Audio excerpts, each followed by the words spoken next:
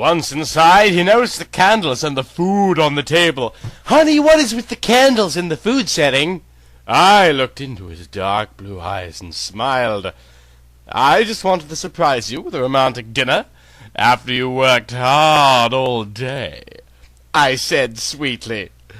His smile widened as he took me into his arms. "It's just lovely, my sweet. Thank you, my love."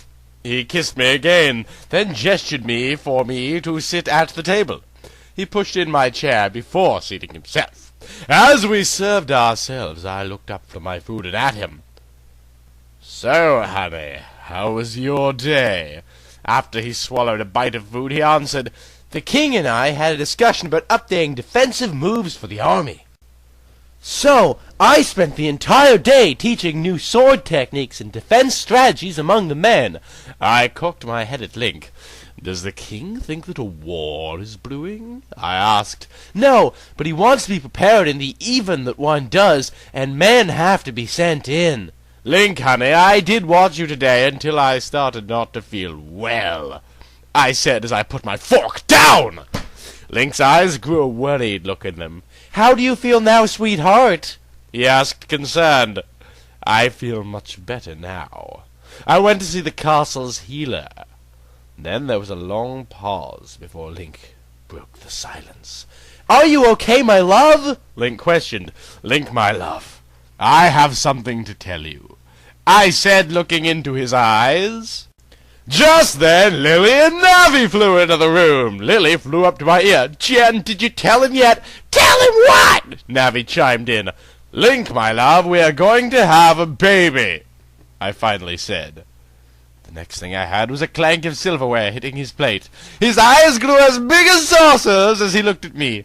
"You mean I'm going to be a father?" he said, as a look of pure shock came across his face. I nodded yes. "Oh, Jen, congratulations! I had no idea you were pregnant," Navi added. Link then leapt out of his chair, ran over to me, lifted me up, and took me into his arms. He stared deeply into my eyes, then kissed me passionately. "I love you, Jen.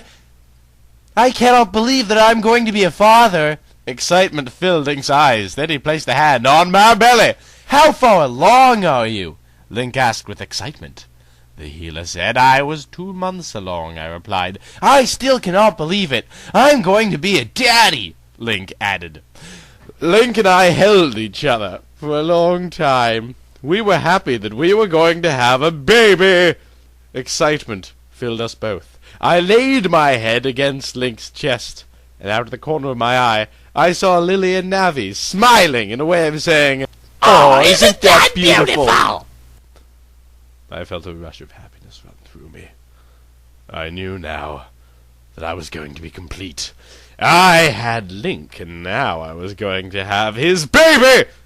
Link was now going to have that child he always wanted. We were truly blessed. The next few days were not easy. The morning sickness hit when I got up in the morning, and the dizziness would hit by mid-afternoon. With Link's duty. Everybody, duty, do our duty. At the castle, he was not able to remain at home with me like he wanted to, but he left Navi and Lily to watch over me.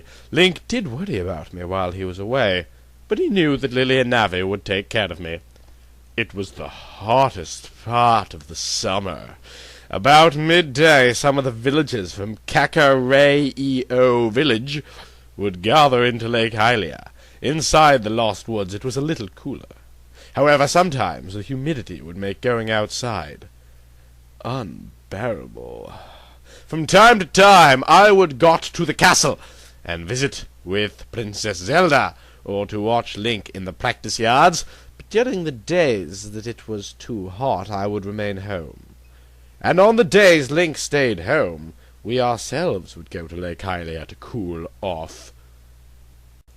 After the hot months in early fall, Link and I talked about our relationship beyond our vows. We wanted to bond ourselves together further than our marriage had. We found out that there was a monastery just beyond Garou Valley, where the monks there performed pagan bonding ceremonies. These rituals were preformed to bond married couples further than their marriage vows.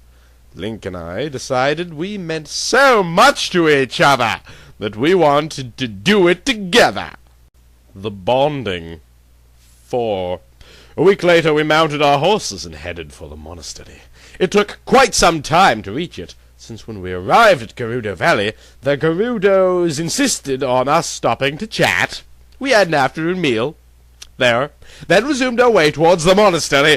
After another short ride, we arrived at the monastery. When we reached the gate, a group of monks was there to greet us. After we dismounted, a monk came up and took our horses to the stable. I had no idea they were expecting us, but Link told me later that he had set it up a few days before. We were taken inside to a chamber where the head of the monastery was waiting for us.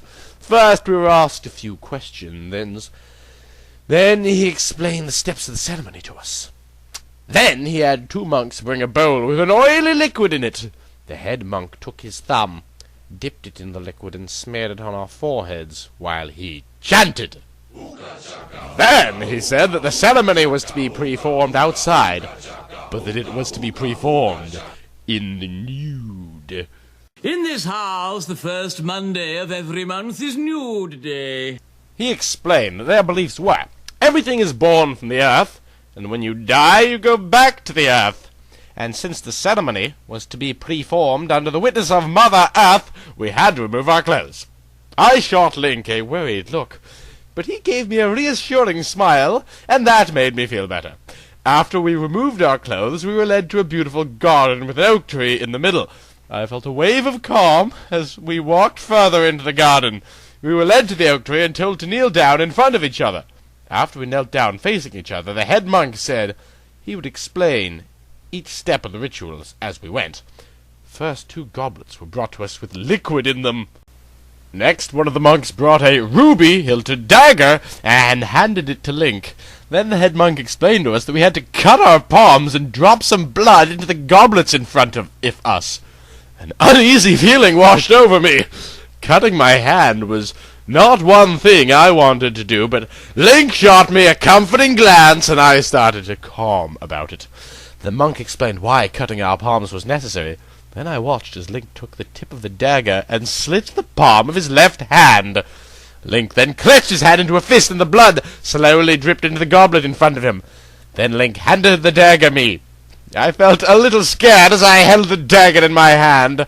When I looked back up at Link, he reassured me it was okay. "It's okay, honey, it will only hurt for a second. You'll be okay, my love, I'm here with you." I looked into his eyes, and a glint of comfort shone in them. I nodded, and then took the dagger, and placed the tip of it against the palm of my left hand. I closed my eyes, and I made a wince as the dagger cut my palm. As I looked down at my hand, I saw blood seeping out of the wound. Then I clenched my hand into a fist, and let the blood drip into the goblet in front of me. After I did that, one of the monks took the dagger from me. Next, we were told to exchange the goblets and drink from them. Then Link and I exchanged the goblets. Link took a drink from his first, then I took a drink from mine. The strange liquid in the goblets made me feel different, made me feel connected to Link. The monk then told us to take our hands, with the wounds on them, and clasp them together. As our hands bonded, our blood meshed together, and a connection between us was felt. I started to feel a little closer to him. Started to feel like he was inside me. I closed my eyes, and I heard Link's voice inside my ears, inside my mind, but only faintly. I reached out for him, but nothing was there. I then opened my eyes again. Next, the head monk explained that to strengthen the bond further, we had to drink each other's body fluids. My eyes widened, and jaw dropped at the thought of that. But we were reassured that it was perfectly harmless. I looked at Link, and he nodded in agreement. He placed his hand on mine, and a wash of comfort ran over me. I nodded that I was ready, and we were handed 2 small cups and told we had to urinate in it. Sorry. Fill it with your own feculence as we do. I'd eat your gum, I'd eat your goo. I love the blood that lights your eyes.